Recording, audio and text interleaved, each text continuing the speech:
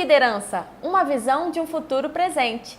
Esse é o tema do nosso programa de hoje. E quem está aqui para conversar com a gente sobre esse assunto é o professor Marcos Marins. Ele que é mestre em neuromarketing pela Universidade FCU nos Estados Unidos. Seja bem-vindo, professor Marcos. Vamos começar a nossa entrevista com você explicando o que é neuroliderança. Para falar de neuroliderança, eu preciso entender como tudo começou. Na verdade, foi um artigo científico de David Hawking em 2008, nos Estados Unidos, e no Brasil é muito recente. Você vai verificar que acho que não existe nenhuma biografia falando acerca da neuroliderança.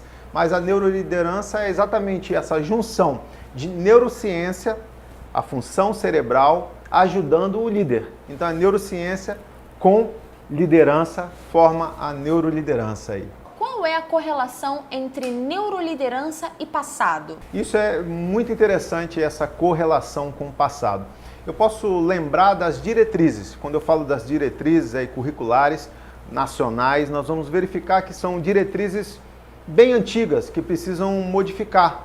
Na minha pesquisa eu entrevistei vários alunos e nada é novo, tudo é com biografia ultrapassada. Então a neuroliderança ela vem como base dessa modificação, uma visão de um futuro presente. E nós precisamos avançar. E quando eu falo das questões do futuro, é a neurociência ajudando a liderança. E a base é exatamente a neuroliderança. Fala um pouco pra gente então sobre o que é neurociência.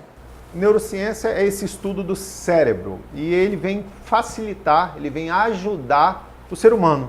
Quando nós falamos sobre o cérebro, nós precisamos entender que 95% das nossas ações, tomadas de decisão, são feitas pelo inconsciente e somente 5% feito pela parte racional, que a gente chama do neocórtex. A parte irracional nós temos dividido pelo cérebro emocional, é o sistema límbico e o sistema reptiliano. Quando eu falo do sistema reptiliano é aquela ação.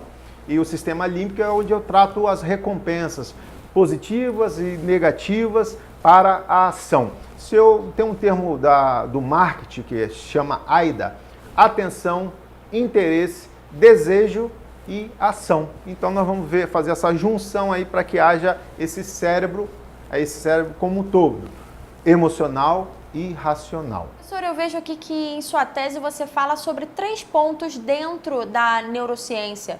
São setênio, atenção e sistemas de recompensa. Explica para nós. Por exemplo, quando eu falo acerca da atenção, eu quero que a pessoa tenha mais foco.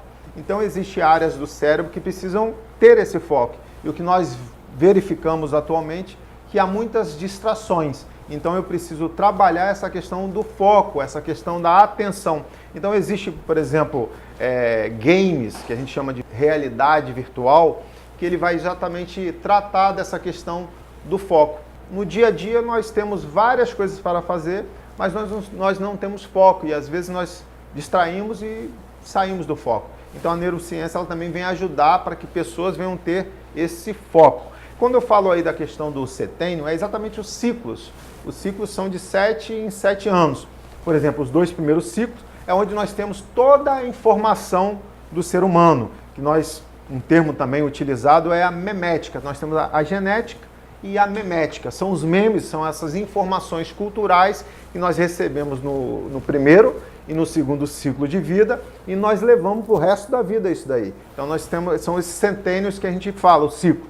Na minha dissertação e tese, eu falo do 4º setênio, que vai falar sobre crise de talento. E aí eu trato dos graduandos, das pessoas que estão no último ano de faculdade ou no ano inicial, mas eles precisam entender que eles precisam ter um direcionamento.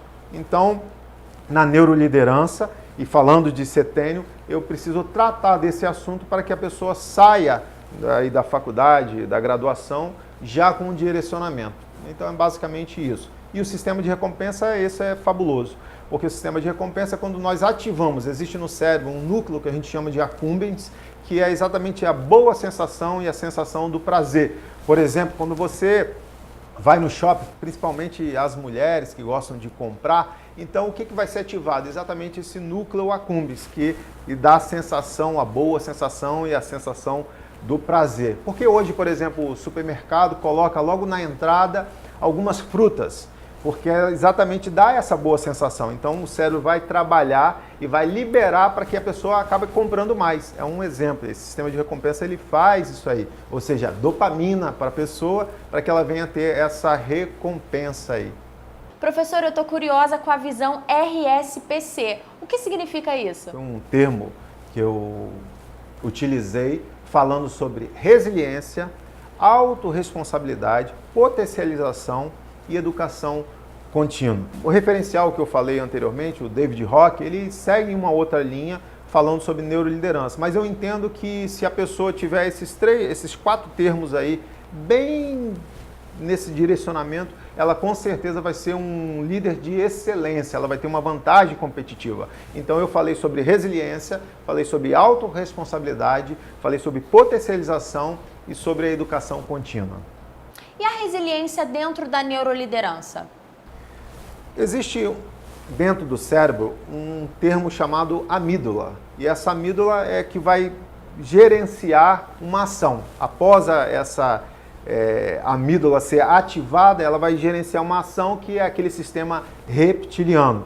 Então o líder resiliente, e a resiliência é um termo da física, é a capacidade de voltar, né, com muita pressão, voltar ao estado normal. Então o líder ele precisa ser sereno, ele precisa ter essa capacidade de voltar ao seu estado normal. Eu quero voltar um pouquinho para falar sobre passado, presente e futuro na resiliência.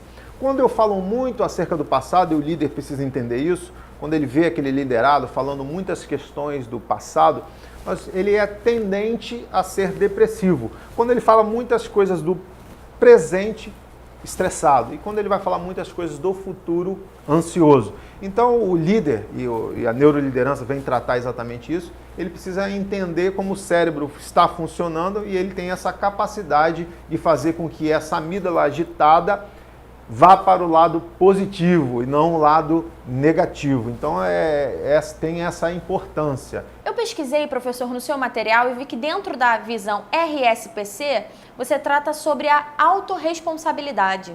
Então a autorresponsabilidade, nós viemos de uma cultura de vitimização e que sempre nós estamos colocando culpa em determinado assunto, em determinada pessoa. Por exemplo, se eu chego atrasado, eu quero colocar a culpa no trânsito.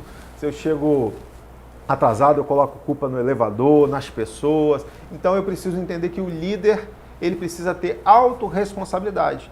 Aquilo que ele recebeu de forma ali no primeiro, no segundo setênio, ele precisa corrigir. Se ele não recebeu o meme de forma positiva, ele precisa corrigir. Então essa questão da autorresponsabilidade, ele precisa fazer de uma forma com que ele avance e faça com que os liderados tenham também essa autorresponsabilidade. Então, essa questão da autorresponsabilidade é fundamental dentro de uma empresa, dentro de um ambiente aí profissional.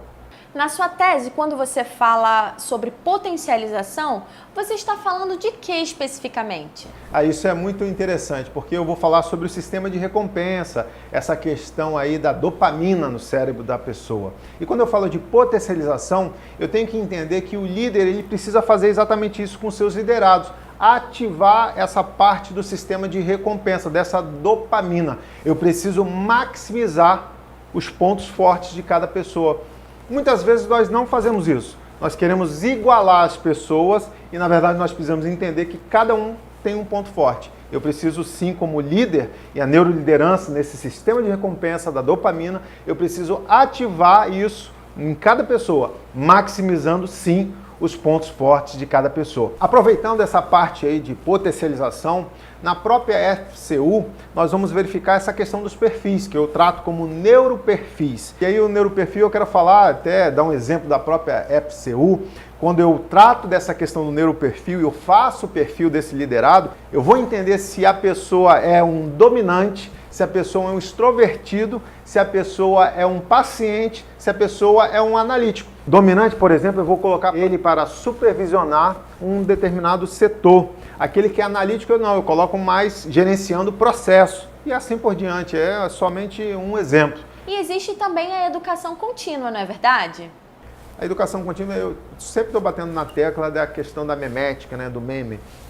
Se a pessoa já cresce nos 2 primeiros setênios sem muita informação ou com pouca informação, ela precisa alimentar o cérebro racional, a memória de longo prazo, para que ela venha ter capacidade de ter mais habilidade. Então, essa questão da educação contínua, todos nós precisamos. A educação, nós estamos sempre precisando aprender algo novo. Então, na minha visão, é que nunca a pessoa deixe de aprender, e precisamos aprender. Então, essa continuação, essa educação contínua ou continuada, ela precisa estar sempre inserida no nosso cérebro, ou seja, preciso sempre alimentar o cérebro com mais e mais informações, para justamente eu criar habilidades na parte do cérebro racional e não do cérebro emocional. Com todas essas informações, qual é o resultado final obtido pela sua pesquisa? Muito bacana. Com o resultado, pessoas saindo de forma positiva e com uma outra visão. Uma visão de um futuro com vantagem competitiva. Porque as pessoas não sabiam do termo neuroliderança, então as pessoas saem com um resultado fantástico, porque elas vão entender como o cérebro funciona e como eles vão ganhar e receber essa vantagem competitiva no mercado que está sempre avançando aí bem, com bastante competição. Professor, muito interessante a sua tese. Você gostaria de fazer algum agradecimento especial? Eu fiz um Interbusiness em 2015 e fui ativado. Meu sistema de recompensa foi ativado e quero agradecer o pessoal da FCU, Dr. Anthony, Dr. Peruso. Muito bom. É isso, pessoal. Neuroliderança, uma visão de um futuro presente. Espero que vocês tenham gostado da entrevista com o professor Marcos Marins. Até a próxima!